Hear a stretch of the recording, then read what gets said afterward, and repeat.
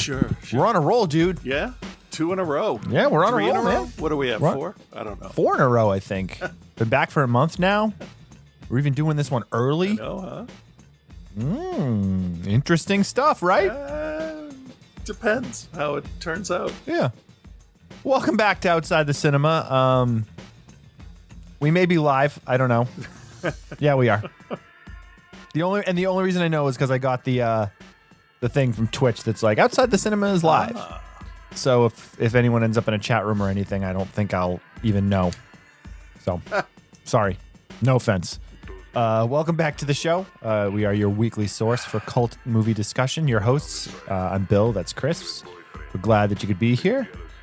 There is a chat, but I don't know whether I don't think that links to the other things. Yeah, I don't think that does. So we'll just ignore that then. Okay. Close that down, people. What's this button do? Yeah, that's the one I want. All right. Hey, on the show this week, we are doing 2 garbage films. I mean, direct-to-video. One of them is definitely a direct-to-video, and the other one is a Italian attempt at something. Yes. Is that the only way you can think of to put it? Well, I don't want to ruin it kind. right off the bat. What it's an Italian Attempting version to of do. because I haven't finished writing out the list of things that it is. That's a good point. But so we've got Night Killer from 1990, and then we have got Death Ring from 1992. I wish I could say there was something interesting about the. Actually, Death Ring has a kind of something interesting about it. I mean, barely interesting when I say it's got something interesting. But yes, both of these are available on Tubi, which is our new favorite home for trash. I mean, it's not new. We've been doing Tubi stuff for a number of years. But Tubi is exactly what. So it was Netflix that had all kinds of great trash flicks on it for a while, and they got rid of them. And then Amazon Prime took all that stuff. Did we do this already? No, I don't think so. This is super familiar. I'm having really bad deja vu. So with Death Ring, or no, with the Netflix, and we were handing out the flyers sure. at Sam Goody, and if you've ever seen the documentary Survival of the Film Freaks, this is discussed. Yeah. Yes, highly recommended. Available to watch on Tubi. But yeah, Netflix was a great home for trash films because they just got whatever they could. Yeah. And then they started making money, and they're like, well, we're going to do our own productions and everybody else. Yep. So Amazon Prime, when they started their video service, they took all that trash in and were like, hey, yeah, sure, we'll put it on the servers. And then they started making money, and we're like, oh, we're going to do our own thing, so the rest of you can off. And now Tubi is the home for all that stuff. So expect a Tubi in the next year or two to be like, hey, because Tubi's making their own originals now. Yeah. So at some point they're going to be like, hey, we're just going to pay for our own stuff and not have to pay out. Yeah, anything. and then we'll move over to Zubu or whatever the hell's going to take its place. Zubu. Is that the LeVar Burton? We're just making words up at this point. What was We've always made that was words Reading up. Rainbow. What? That was Reading Rainbow that LeVar Burton was the host. I don't know why I was there was I'm thinking in my head I have Chow Daddy for some reason, but I mean, I know that he keeps you raw and ready and rock steady for school lunch, but yeah, I don't know. I'm going way off. So we are recording a little bit early than we normally do. We do have Scott's Holy Shit segment. We do not have Joe's segment for this week. So Joe will play your segment next week because I'll be on a plane to the Bahamas when you send it. So there we go. In terms of other things, if you are a member of the Patreon, start sending us some movie titles. I'm starting to gather the full list of everything, and then we're also going to start picking and choosing when we're going to cover what. Fairly soon, in the next couple weeks, we'll probably start featuring that stuff. I got to go back through and dig, and I know there was a handful of ones that we never got to before, and then we got a bunch of new ones too. So we'll be getting through those. If you would like to join in on that, join our Patreon. If you're not already a member, go to patreon.com/outsidethecinema. $5 a month gets you access to the full show archive. It gets you access to the early release of the shows. You also get to send us suggestions for films or segments if you would like to hear those. it's minimal. It's a minimal cost. All of that money that we generate goes right back into keeping the show on the line, whether it's paying fees that we got to pay monthly. It's fixing equipment that's got to get fixed. It's whatever we need to do to keep the show going. It doesn't go into anyone's pocket or anything like that. We've been doing this a long time and haven't really made any money off it. So why start now, right? Right. A little bit of free stuff here and there is nice. That's nuts. Yeah, we used to get free stuff, but now it's like I could probably still get us like screener Blu-rays and stuff, but I don't want that stuff. I don't use them. I wouldn't use seriously. them. The last movies I bought on disc, this is a while ago. It was remaster of Return of the Living Dead that was 4K, but I didn't have anything that could play 4K yet. And your movie, Survival of the Film Freaks. That was the last, that was the last one I bought. Yeah. I think, hang on, let me think for a second. I'm so sorry, I'm getting this. I think, so I've purchased a handful of Blu-rays. So I think the last thing I bought was probably the Champagne and Bullets Vinegar Syndrome Blu-ray, which is Get Even, Achy Breaky Heart, no, what was the fucking song? Shimmy Shimmy Slide. Yeah. Yep. And then, I bought a used copy of A Letter from Death Row starring Bret Michaels on VHS. All right. That's just to put it on a shelf and then look at it and go, that movie. Yeah, right. That's eventually going to just get gifted to somebody at some point. Speaking of which, this is right here. Nice. It's just right here. It's just all the time, right up on this shelf. All the time. For anybody, everybody that it was the Streets of Fire VHS. And then I've got I did it the Kickstarter for Never Hike in the Snow 2. Oh yeah. Or Never Hike in the Snow, so I got the Blu-ray of that. Oh yeah. It came with I got that. Came with a VHS. Forgot about that. That's it. And then I have over here that I bought. I don't even sure how long ago I bought it. Ow. Hang on. Okay.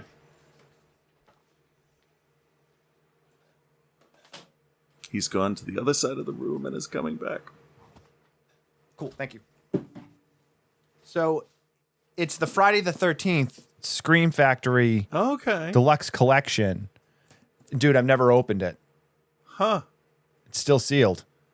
I think that might have been one of the last things that I bought, and then I haven't even opened it. Huh. So, was that a limited edition kind of thing? Yeah, I believe so. Let me look it up and see what it's going for currently. Yeah, I gotta flip that shit, man. Hey, maybe somebody listening will give you an offer for it. Well, it's funny too because there's been a couple times where I've sold stuff like that. Friday the 13th collection. Is it this one?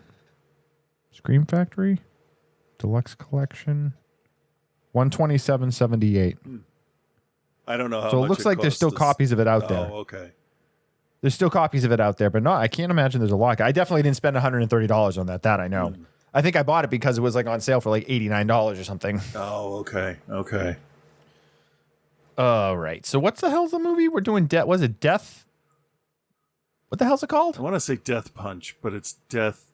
No. Circle, court, round. No. Death Ring.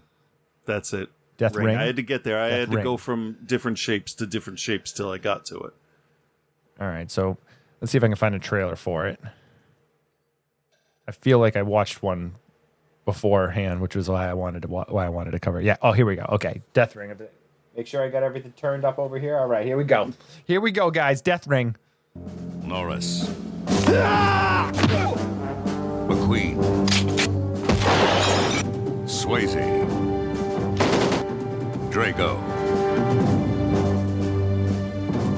Death Ring. It's the deadliest game of them all. So the next time you guys are standing around the water cooler debating who is more macho, now you know it's Matt Collins. He can carry his weight on the course. That's our man. Bring him back alive. Defend himself. Inform the guests. In a brawl. The games are on. And he knows how to score. But this time, way. It's different. We got over a dozen missing persons we think they're responsible for. We are 150 miles from the nearest coastline. Just barely a dot on the navigational charts. Still out of your jurisdiction? Yes, God damn it. Well, it ain't out of mine. A toast to the hunt. He's about to enter the death ring against 5 lethal adversaries. It's not very sporty now, is it? You already have your weapon, Mr. Collins. You have your brain. It will take more than luck, What'll happen to him? Trust me, you don't want to know. more than skill, I'm on him. We are all hunters, and each of us is the prey. more than strength. You get the position? You're in the northeast quadrant. Because this time he's fighting for his life and hers. Must make this realistic. Where are you going? War games. Now the hunters are about to become the hunted. What about our agreement? I've beaten the game. I think the game should go into sudden death. In a game that only one man can win. Cut his throat. And the winner of the next round gets to keep the girl. Because only one man can wear the ring. Guess who? It ain't over till it's over. Bitch! And now it's their turn to enter the circle and take up the challenge.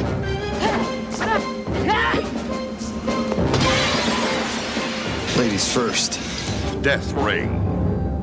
Mike Norris, Chad McQueen, Don Swayze, Billy Drago. Good hunting, gentlemen. Death Ring. Death Ring. Oh, man. Death Ring, 1992, direct-to-video, directed by R.J. Kaiser. What has R.J. Kaiser directed? I don't know, but he's made a bunch of roles. I know that, like, because Kaiser rolls. I don't know. What's he done? Well, no, he's actually an ADR guy. Oh. Who's worked on a bunch of Christopher Nolan stuff. Really? He did ADR. He was the ADR editor on Interstellar. That must be on Inception. really easy on those movies because it's just like dialogue through a sock turned down. This guy's main gig is doing sound. Dialogue editor. Okay. He's worked on Dark Phoenix, The Predator, War of the Planet of the Apes, Passengers, Deadpool. Okay. But X-Men First Class.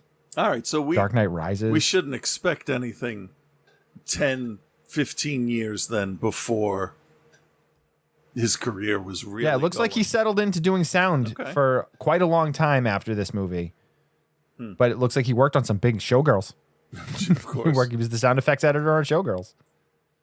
Aladdin 2. I'm scrolling down trying to get to his other directing. All right, so Death Ring is the last thing he directed. Okay. Oh, he directed Hell Comes to Frogtown. Oh, yeah. So now everybody is just going to make fun of us now. Because I'm over here looking, for something else, and I don't know who the Guess what else he directed? Hell Comes to Frogtown 2. He was one of the directors that worked on Godzilla 1985. Oh. So you know that story, how there's like 5 or 6 directors that worked on it? Yeah. What's his name? Koji. I'm not. Koji Hashimoto, I think was the guy's name. He was the Japanese director that like did the majority of it, and then they brought a bunch of American guys in afterwards to be like, no. And then Raymond Burr was like, what about my cut?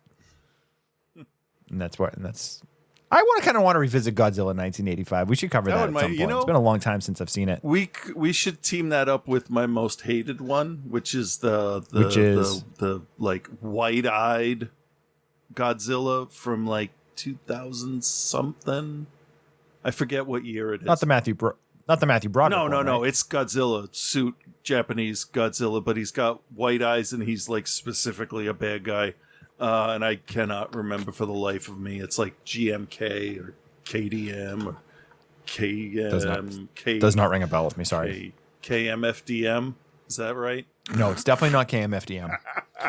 All right, moving on. So Death Ring by R.J. Kaiser, starring Mike Norris, Chad McQueen, and Don Swayze, and of course, Billy Drago. Yeah. All right, so you heard at the beginning of that trailer, they were like, Norris, McQueen, Swayze.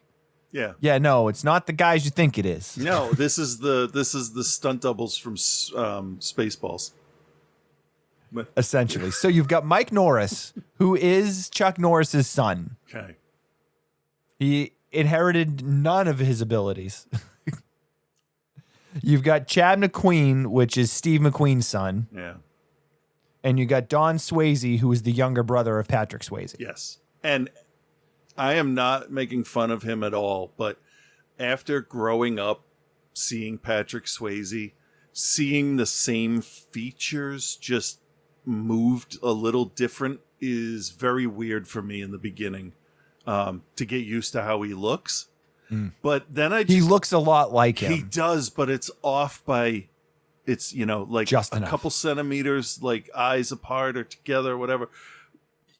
Yeah, that's, although in a couple of scenes he did look like one of the Frog Brothers from Lost Boys. Yeah, he did. Yeah. So the story of Death Ring, have you seen Most Dangerous Game? I was going to say. Because it's the same story. You got Mike Norris plays Matt Collins, who is a former special forces, Green Beret, all the Medals of Honor type guy. Oh yeah, this is America's Dick kind of movie. Yep. So he's come home from the war and now he doesn't have a job to do, so he does these endurance races and all these things. He wins this race at the beginning that's supposed to be the most the hardest survival race ever. Yeah. And then so Billy Drago sees him. Billy Drago runs some unnamed, faceless, not even a corporation, just they bring people to this island and they hunt them. Yeah. No real explanation of any of the details of it. Some of the guys that work for him are Satanists, apparently. We learned that because there's a pentagram carved in someone's chest at some point. Yeah. That didn't make any sense. But yeah, it's this is one of those movies where you can tell they had some ideas. Yeah, that's true. But nobody involved really knew what to do. So they just didn't follow any of those ideas.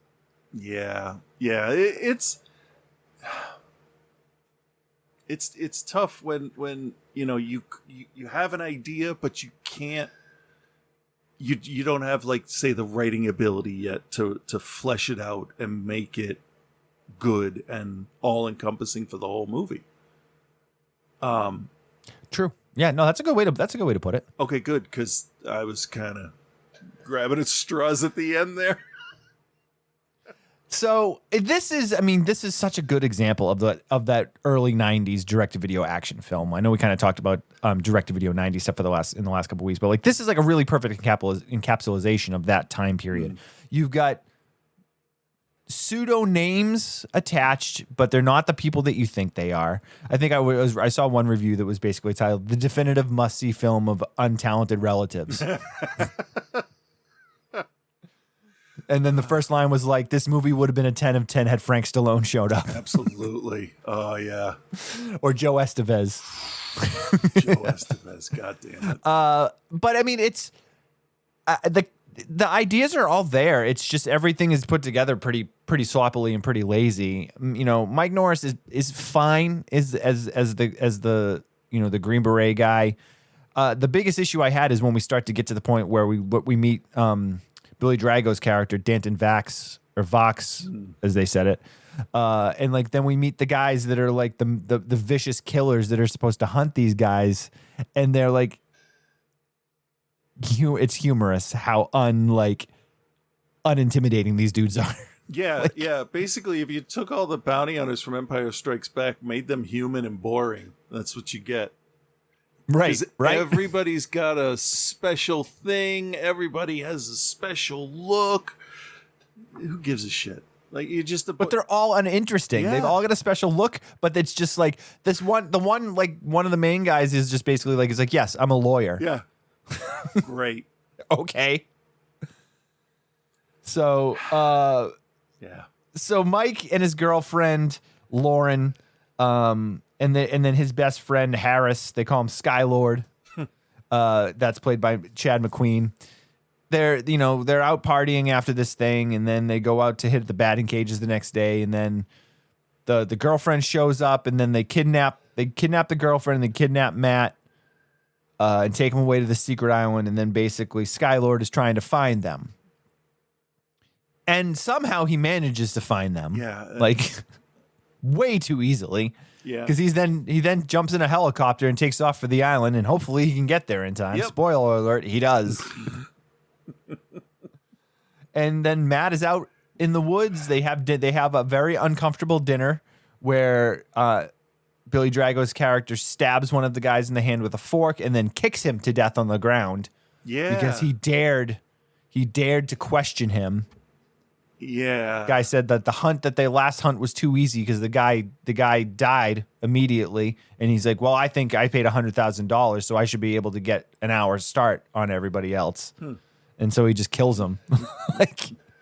Stabs him in the hand and then literally kicks him to death. But the problem with that is, who the fuck are these people? Who the fuck is that guy? And why did this happen? Those shouldn't be questions we're asking when a man was just bludgeoned to death with a foot. We should know. Yeah, and the thing is, it looks like in the scene nobody else seems to know what's going on too. Like Norris is sitting there and he's just kind of like, wait, what's happening? Yeah. he's like, so you're gonna hunt me? Is that? I think I got that. Yeah. Yeah. I mean, it's. I love Billy Drago, and like he shows up in some quality directed video things. Like he was great in like The Untouchables, and like he was Papa Jupiter in the Hills Have Eyes remake too, I think, if I remember right. But like he shows up in some good stuff. He plays a great villain because he's just got that look. I'm not making fun of him, okay, when I say this, but he has this uncanny valley, unsettling face. It's like the way his face is proportioned and the way the angles and the bone structure, it's like it shouldn't work. And he looks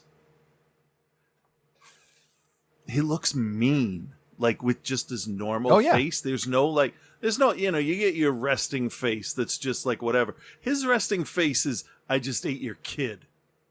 And and I'm wearing his face. Yeah. Yeah. And it's really weird because it's not his fault, but I was really happy to see that he capitalized on that. So for sure.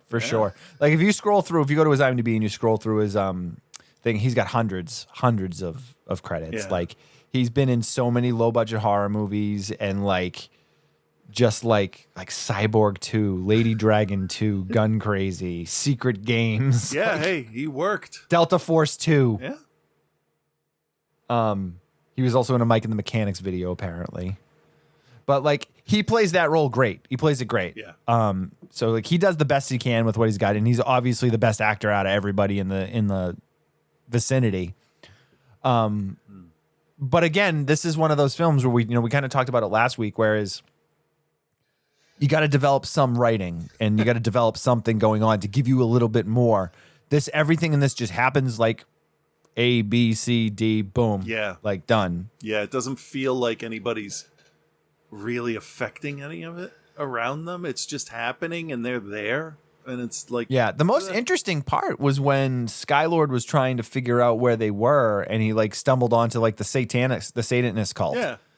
And then I was like, oh, that's kind of interesting. And then they never go anywhere with it. They just find the guy. There was one of the guys that helped with the kidnapping that fucked up that they then killed. So they find his body and there's a pentagram carved into his chest.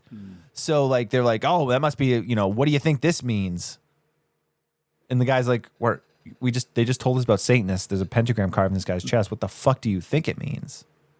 Yeah. And it was deep. It was like, It was gross. Chicago, yeah. It was pretty good. It looked good. Yeah. Looked good. So Matt Collins fights his way through these guys. He stumbles upon Don Swayze, who was the guy they had mentioned earlier in the film. Spoiler alert, sorry, oh no. That the guy was like, oh, the other guy died too fast. And then, so he's been living off the land. Yeah. And he's like, I made them think I'd drown in quicksand, but I didn't. And the guy's like, cool. Let's team up and get these guys. And they're like, all right. It's so easy in movies, isn't it? It really is. Like, and then Skylar shows up in a helicopter. Yeah. Oh God. Go ahead. No, I'll let you take this one. No, there was a point with this movie where I was just like, why is any of this what? Is he dead yet? And it was just, everything was just, what's happening now? Why is this happening? Right. So I watched this a couple hours ago and I'm having a hard time remembering the flow of the film. I just remember parts of it. Like, the dude gets out of the helicopter to go back and get something and doesn't see a woman running at him in an open field. It's just, the random Chinese woman that is like Billy Drago's like girlfriend, but also like his like receptionist for the like kill patrol or whatever. There's a great scene though where Mike Norris throws her through a window. Yeah. Which was hilarious when she runs at him like in the most like stereotypical racist like way you would present a Chinese martial artist in a film in 1992. Yeah. And he just like steps aside and she like crashes through the window. It was and then the whole feminine army that he has with him is just like Five Below's version of Robert Palmer's Girls from Addicted to Love. Oh, them. And then they never showed up again. Nope. Gone. Yeah, they were the extras from the Robert Palmer Addicted to Love video. No, they were the ones that didn't make the cut. Yeah. Well, the extras, meaning they didn't get in the final cut. I got you. Yeah. Yeah, they're there and then they just disappear and we never to be heard from again. Yeah. Cause fuck you. Why not? I don't care. That's what the movie says. Speaking of fuck you. Oh, I hit the wrong button. Do you recommend it? What is your grade, Chris? I'm not going to recommend it. It's not good. It's not even funny good. It's just sad, not good. So, no. And I'm going to give it a D. A D. Yeah, this film just doesn't... it doesn't give you anything that you haven't seen before done better. It's not so bad that it's funny. And like the idea that it's sons and younger siblings of established actors, like, I mean, that got my foot in the door. That's the reason why we covered it. Yeah, I mean, so I was like, all right, okay. Idea. Yeah. But that's all it gives you is just a foot in the door, and then it's just very much average direct-to-video action as you go. Billy Drago is awesome, and he's pretty much always awesome. So, but it's not enough to save this from a non-recommend. Yeah. And as far as a grade, I'll give it a D+. It doesn't do anything really wrong, but it also doesn't offer anything. Yeah. So, the fact that there's so many other things that do this so much better, I can't give it anything. I can't take it out of the D's to the C's, if that makes sense. Yep. So there you have it. That is Death Ring. That's available to watch on Tubi. Both of us just told you not to watch it, but if for some reason you choose to, write be my in and guest. tell us what you thought. Right, exactly. Our other flick tonight, original title is Non Aprit Quella Porta, also known as Night Beast. Right. Before we get into this review, I heard it's American. Go ahead. No. It might be a spoiler. Okay. Well, I was just going to say this was made here in America by Italian filmmakers, and then was brought back to Italy and released as a sequel to the Texas Chainsaw Massacre. What? Yeah. Let me ask you this, Chris. Yeah. Are there chainsaws in this movie? No. Okay. Is Leatherface in this movie? No. Is anything in any way in this film related or could possibly be related to the story from the Texas Chainsaw Massacre? They're all human beings. All right, fair. All right, I'm going to play a trailer.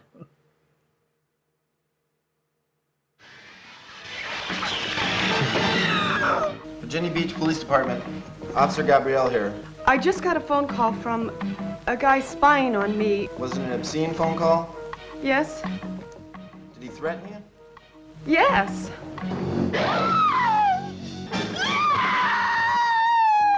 The poor woman will never be the same again. She doesn't remember anybody or anything.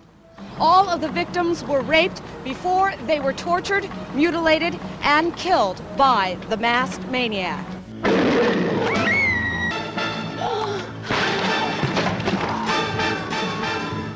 Die, you bastard! Well, there you go. Night Killer. At least it was a short trailer. That's merciful. So you've got this is directed by Claudio Fragazzo, and then Bruno Mattei came in and did some additional scenes. Claudio wanted this to be more of a tense thriller type film. And then when they brought it back to Italy, they were like, there's not enough gore. So they brought in Bruno, who is known for his schlock and gore, and added some additional scenes. Still isn't very gory. So I don't know exactly what the deal was. You have Peter Hooton, Tara Buckman, Richard Foster, Mel Davis, and Lee Lively in this. So the story is fairly simple. I like how you glitched for a second while you were trying to figure out the story. You didn't. Well, I mean, didn't pause. You just you couldn't compute it. Right. Well, the thing too is this film is as we said, it was made here in America. It was made in Virginia, but it was made by Italian filmmakers. But it is so Italian. And as a connoisseur of the Italian exploitation and Italian cult film, it is so Italian. Yeah. They have no idea what they're doing throughout this film. The actors and actresses are given, I can't imagine they were given any direction because they're all terrible. Oh, no, I think, honestly, and now I can give you the alternate title for this. Yep. The alternate title to this is Acting Students. This is too much. Because everybody in that movie was dialed up to 15 all the time. So it ends up being this weird, campy thriller, which is a weird tone for a movie where the first dialogue from the bad guy is what he's gonna do to her with his penis. Who wants to hear that? But her reaction, if aliens, first I'm going to do things to you with my penis, then I'm going to take you out for a cup of coffee, and then we'll play with my penis again. Continue. There's a lot less throat cutting in your version.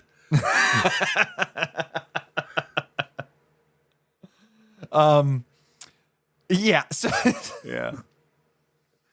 It opens up with a dance group practicing a dance on a stage. And good. They should be, because yes, because they're really bad. I'm no dancer, but I could tell they were off. They were not synchronized. There was this one guy, and I'm sure you noticed it too. Yeah. He was the guy in the front with the black shirt that was so far off of everybody else. Yeah, I looked it up. His name was Billy Fuck Y'all. Because he does what he wants. It was very much the twirling, twirling, twirling. Oh, wait, we're not twirling anymore? Oh, now I'm facing the wrong way. All right, hold on. So they're practicing, and we have a person that is, I guess, the director of whatever this dance thing is, and she has just had it with how bad the dancers are. Yeah. And I could understand that because I could see it. Yeah, Billy's Billy's not good. Billy is just terrible. He's not a team player. And the dance itself was not a difficult dance. No, it was kind of... There was a lot of this. It was it was kind of jerky, too. It was weird. A lot of back and forth. Yeah. A lot of pseudo running man moves. Yeah. So so this other girl shows up. She's late. The lady's like, hey, listen, you're fucking late again. Stop being late. And she's like, I'm sorry. Can I go get changed? She's like, all right, yeah, go get changed. So then we meet the killer for the first time. Hooray. No hiding what's going on here. No. Right? No. Explain the killer to everyone, please. Oh, okay. So it's I'm going to say rubber trench coat because that's the quality we're looking at. We're talking like the cheapest fake leather ever. Yes. And then he's got a mask, which is sort of a mix between the zombie and a Jason Voorhees with a little bit of I got melty Toxic going Avenger on. Yep, vibes. definitely out of it. Toxic Avenger. Yeah. And on his hand is his formidable weapon, the claw. The claw. It's the weakest looking thing. It's just a glove, not the glove, a glove. Nope. A glove. With polyurethane, resin, whatever, claws coming out of the tips. Probably a stiff foam latex for the stabbing scenes. And he can slit throats, dice vegetables, open doors, everything with this fucking glove with 8-inch nails on it. Yep, it is definitely, as we see multiple times, able to open up gaping wounds through someone's stomach and out their back. Yes, he can punch through people. Tips of the claws first. Which is strange because a couple times when they show them, we can see them bending. Yes. So yes. They selectively bend. They're nigh unbendable. Very true. Very much an influence of what film? What are we doing? Friday the 13th or Cocaine Bear? No, the glove. The claws, yeah, it's definitely Freddy. Yeah, it's 100% Freddy. Yeah. 100%. Not Leatherface. No. Not Leatherface, Freddy.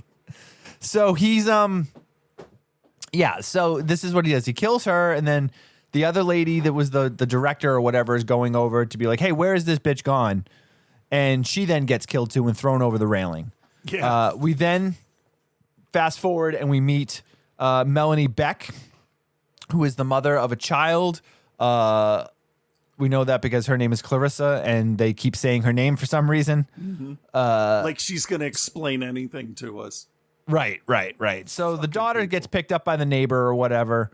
She goes back home to take a nap, and then she gets a phone call from her ex-husband. Yep. And he's a drunk. Yep. And then she gets another phone call from the killer. Could be the same person. We don't know yet. So the killer basically gives the like... Hang on, let me get the audio going again. Listen, Mrs. Beck. I want you. I want to do things to you. And I'm going to make you do them because I have this claw for a hand. So, like, that, I mean, I'm only minorly, like, making that more than what it actually is. Not at all. They didn't even have the quality equipment. He literally would just be like, hello, Mrs. Beck. Yeah. I'm going to do dirty things to you. Yeah. So she looks out the window and she sees that there's a phone booth across the street. For you kids that listen to the show and don't know what a phone booth is, back in the day before cell phones and beepers, but prior to beepers too also. Actually, I guess there was still cell phones and beepers. Phone booths. There was telephones that you would go and you would put a quarter into and then call a person on. Yeah. So she looks and sees somebody in there when the guy calls, and she assumes that it's the same person. She then calls the police, which you heard her so eloquently put in the trailer. And man, the acting on Tara Buckman here is incredible in all of the wrong ways. Yes. And the actor that was playing the police officer too was just as bad. Yeah, I don't understand that. Because she's not like misreading the lines, just her inflection at certain points in her sentences is weird. Pauses in weird spots. It feels like somebody who speaks Italian might be listening to English and think it flows better if they break it up that way. To his ear, where you would hear the, how the words are arranged differently. Right. So I don't know. I just love that scene is one of my favorite scenes in the whole movie too. Just the back and forth between them. Ugh. Yes, hello, police. Yes, hello. Someone was outside my door, and then they called me and threatened, and they called me and scared me. Did they threaten you? Yeah. Yes. She speaks English. I would assume she's in English. Yeah, she's English. Yeah. She was in Cannonball Run and Silent Night, Deadly Night. Okay, so what the hell happened here? Probably the director. Yeah, this is the worst acted movie I've seen on this show. Because these are people that can act, that are being directed to overact. Also, the script is idiotic. It's terrible. But yep, it's fun. It's fun. With people, it would be fun. It would be fun with people. Yeah. Or if you hear our review and you then are like, oh, yeah, okay, yeah, we'll check this one out. Well, yeah, and too, if you were like 15 in 1994, like, there's a lot of boobs in this, but I don't care about that. There is, yeah. Anymore. There's a lot of nudity in this. But so the killer, so the killer breaks into the house, tortures her, rapes her, does all the things. Yeah. Then we find out that the neighbor came over and was able to break it up and fought with him, and he got slashed in the face by the guy. And now but Melanie has no memory of it. She has amnesia from it. Yeah. And here we go for the second week in a row. Somebody gets amnesia, but remembers how to drive, remembers like where they live, like maybe doesn't remember, but like did they let them go? Like they let them leave. Well, this one, I mean, this case, it was known who she was.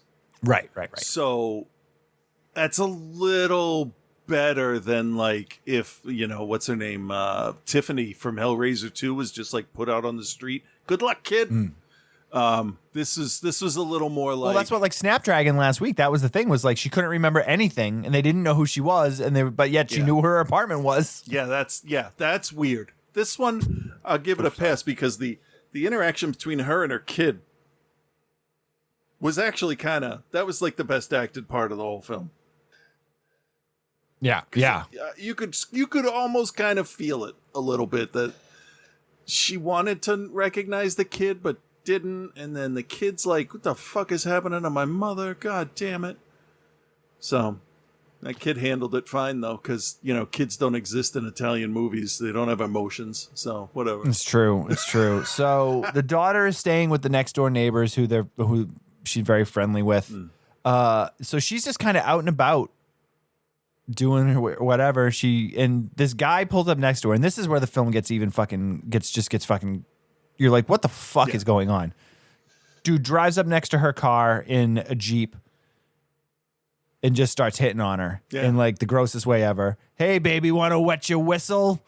And then she like blows him off or whatever. And so he then fucking follows her to where she's going. Yeah. And like goes into the building and like looks for her, and then goes into the bathroom and finds her in the bathroom, and she pulls a gun on him. Yep. And he's like, oh, what are you doing that for? And like, it's like, dude, you just fucking stalked me like here. Yeah. What do you mean? Like I pulled a gun on you and I'm the bad guy? It's the 90s. Yeah. She's the victim's the real villain. The victim. Yeah. And he's like, come on, baby. I just didn't want to, I was just fooling around, blah, blah, blah, blah. So she makes him, this was pretty good. She's like, holds him at gunpoint and makes him take all his clothes off and flushes him down the toilet. Yeah. And then leaves. And the dude runs out of the bathroom and says, it's like a foyer and like a office or something where there's like the like reception area downstairs or whatever where the security guard stands. The guy goes, hey man, what happened to your clothes? And he goes, I got molested in the little boy's room, and then runs out the front door. Yeah, really weird, like bizarre. Yeah. So then he gets back to his Jeep, and he apparently has a shirt and pants and an extra shirt and pants in his Jeep. Yeah. Okay, whatever. That's not that weird, I guess. I mean, this is the truth. I keep a extra pair of clean socks in my car at all times. Yeah, I got a shirt, pants, underwear at work because you never know. I mean, I work with liquids. You never know when you need to harass a lady, and then yeah, and just change in front of them. Like, so I'm capable of that. Sure. For sure. For sure. Oh yeah. So he then goes out and tries to find her. Yeah. She's gone to the beach. She's going to take her own life. She's taken a bunch of medicine. She's taken a bunch of pills. And in the most dramatic way possible. Like, fuck. Oh my God.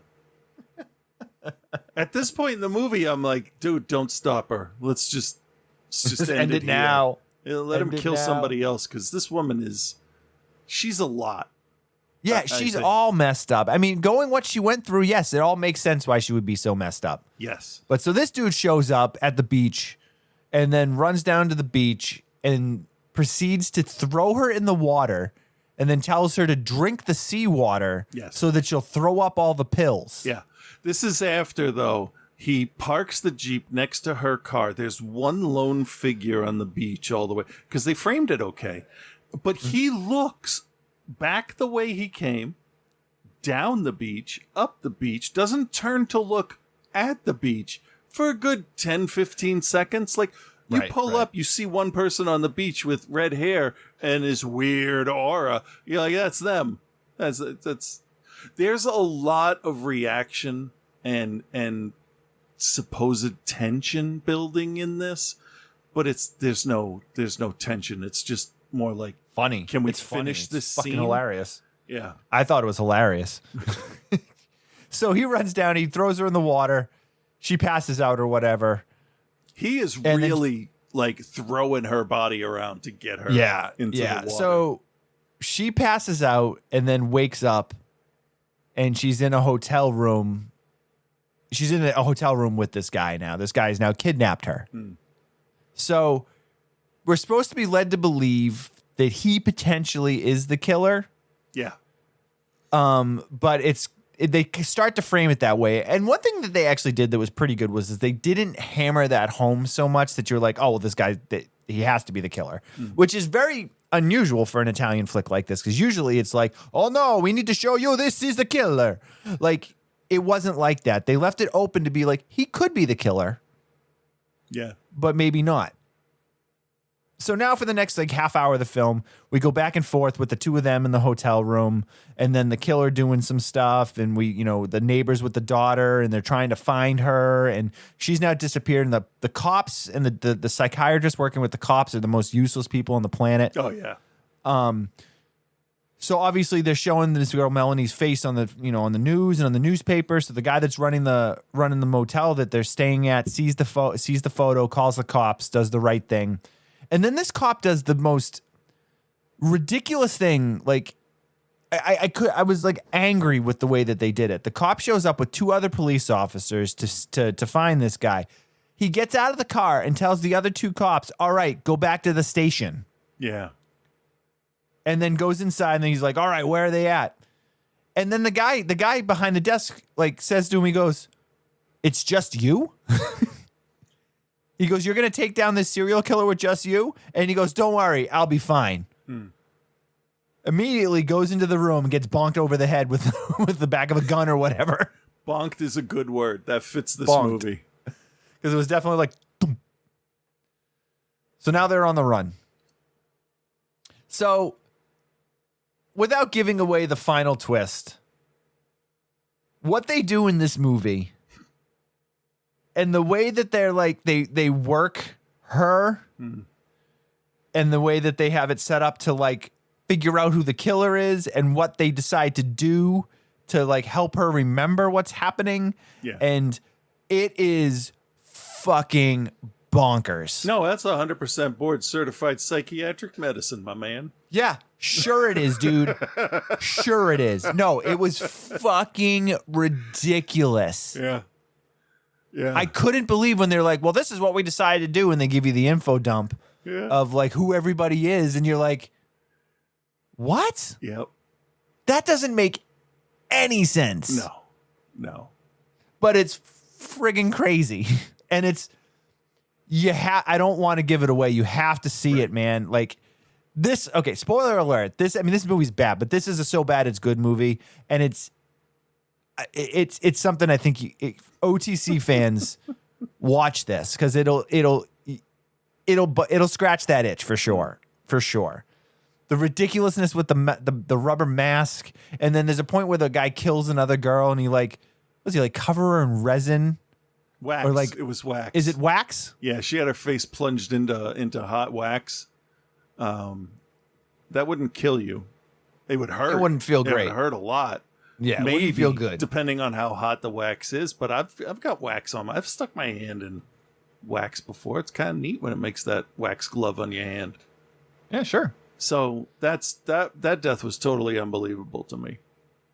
Yeah, well then didn't he slit her throat? Yeah, after. The effects, okay, the effects are terrible. There's like if we rewind back to the very beginning of the film, when he takes out the director of the dance troupe, like there's a scene where he slashes her throat, and then we proceed to see her stumble her way around with just like red paint on her throat, and not even that much of it. And it was like, but the scene that they showed of the throat slashing was like 3-inch deep cuts for 4 fingers of knives. And she runs and crawls and yells, and it's like, if you're doing all that, your blood's pumping pretty good, and if they're all cutting your neck, you're down in like 30 seconds. Minutes. You're down. Yeah. So like, whatever. This movie's just doing whatever it wants. Yeah. There's a lot. There's a lot to unpack with this movie that we like, but I mean the Melanie character is awesome because she's so messed up, man. Let me ask you your opinion of Angry Cop. Angry Cop. What about him? The one guy in the whole movie. Every time he has a line, he's like, "I don't know what y'all talking about," and it's like, "Oh my god, dude, chill." Yeah. Oh, the black cop, the guy that sends everyone back to the station when he's trying to take out the serial killer. Yelling all the time. He's so mad, and I don't know what he's mad about. Clearly, I'm guessing it's a stereotype that the director wanted to see. Angry black cop. That's what it was. Yeah. And what's funny is in the other movie, you had the chief of police from Sledgehammer in a small role. That was funny. Yes, you did. You did. I haven't seen him in anything else. Yeah, he hasn't been seen in anything else anyway, like in general. I liked him. So the Melanie character is messed up, and she's actually my favorite part of this movie because her acting is so over the top. Yeah. And she's just like, this is almost like a soap opera, the way it kind of plays itself out. Yeah. Like if a soap opera was made, like for horror fans, like that's kind of what this kind of feels like. Oh, soap operas do all kinds of stuff. They do all kinds of what's it called? Man, the twist at the end, guys. The twist at the end is fucking bonkers.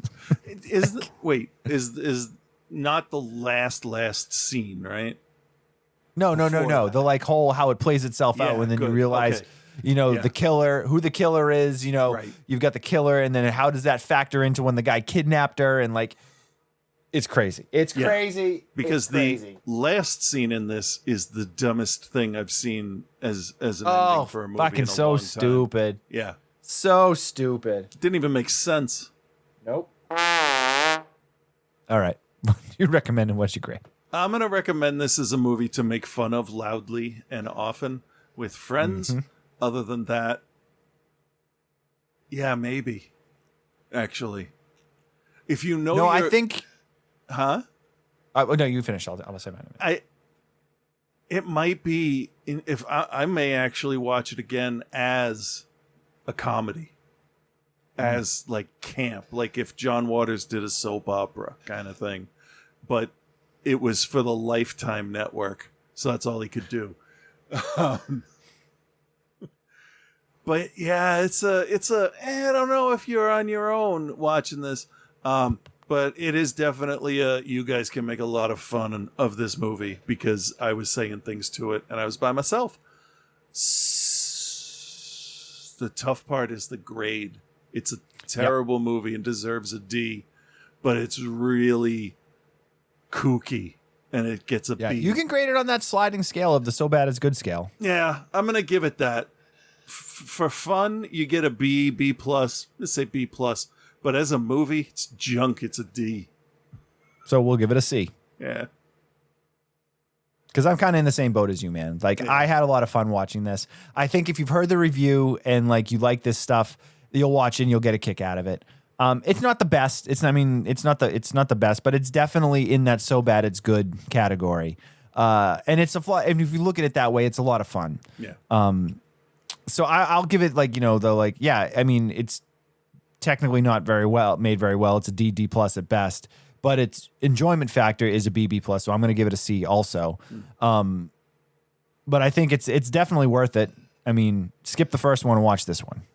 Yeah. Yeah. All right. As we said, Joe is off this week because we're recording out of schedule, but Scott sent us his segment, so let's take a listen to that. So, and I screwed up last week. I told you, I'm like, we got to record on Saturday because I'm away next week, and then. Yeah, I think I said something to Travis, and he's like, "Dad, we don't leave for another week." And I'm like, "Oh fuck!" so we're gonna have to turn around and bang out another show on Saturday or Sunday of this week. Yeah.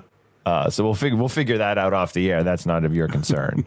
Well, shouldn't I know when you're recording too, so I have time to finish my segment? Not of your concern, I say. Oh, sorry.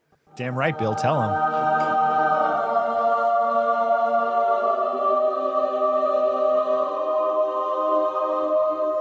What? Yeah. Holy shit. Yeah. With Reverend Scott. I got a squib I got to install. Yeah, I'll tell you where you can put that squib.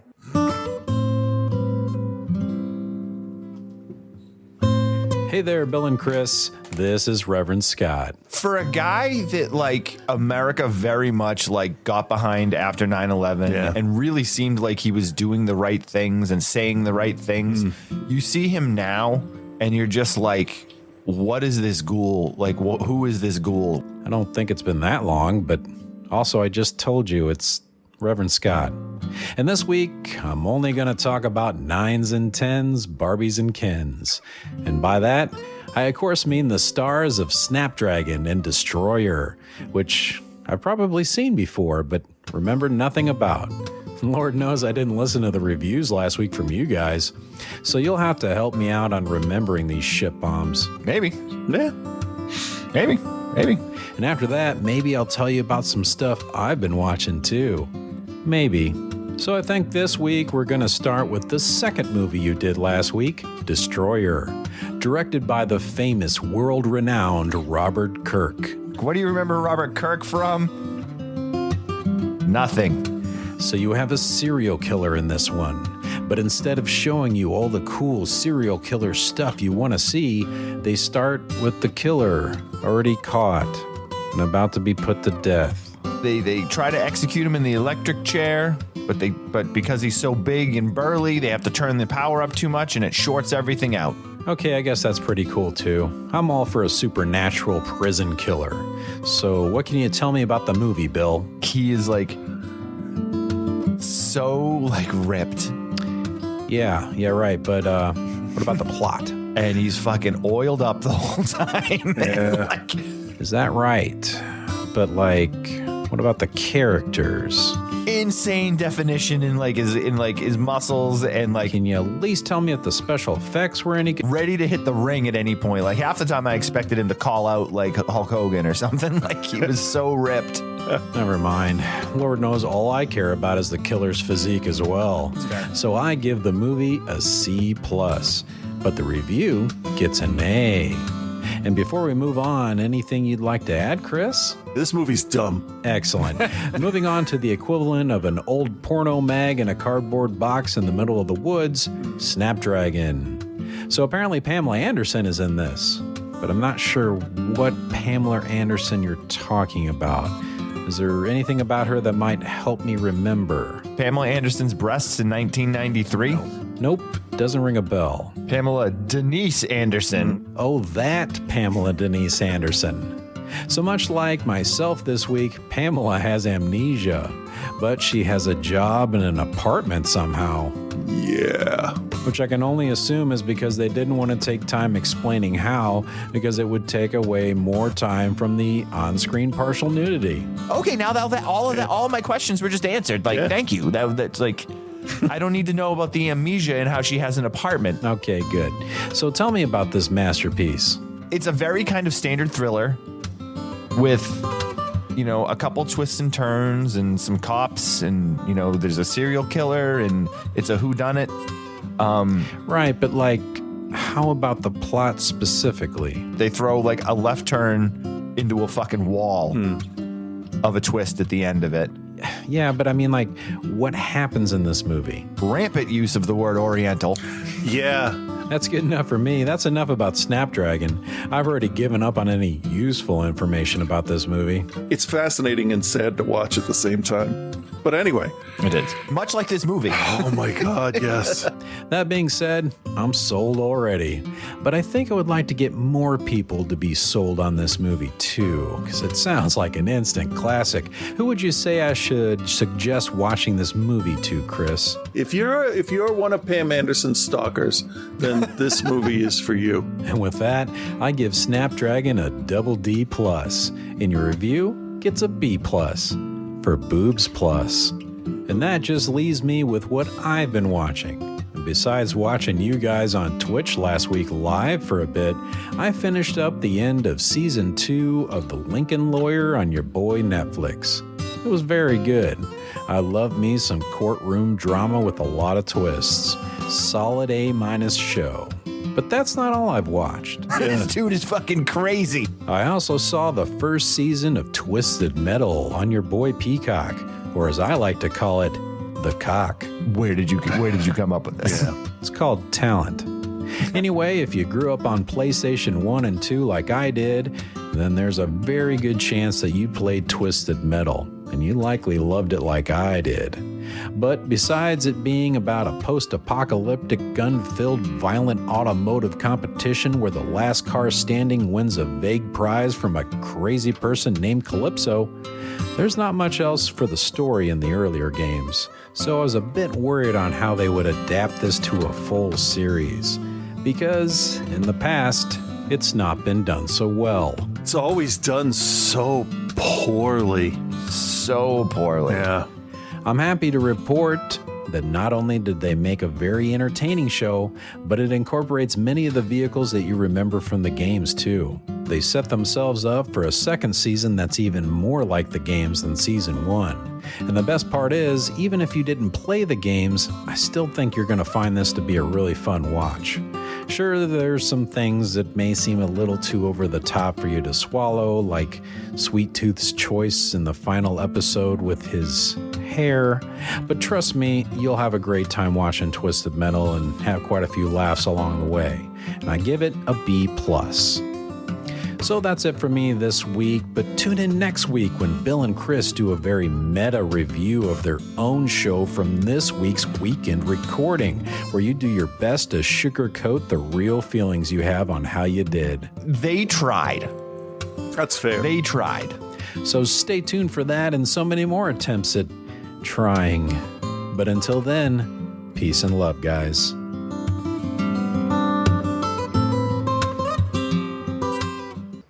Outside the cinema, with weekly live streams that are considered to be the best in softcore porn. Oh, did you consider this softcore porn? It is considered that. No, it's not. That's no, it's yeah, not. it is. No, it's There's not. way too much sex for it not to be, and it's that shitty sex where you only see sides of boobs, and everybody has sheets over them.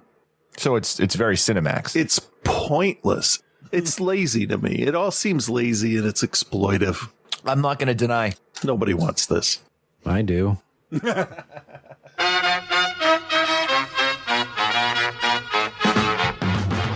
All right, guys, thank you very much for joining us this week. If you would like to get involved, you can go to the Facebook group.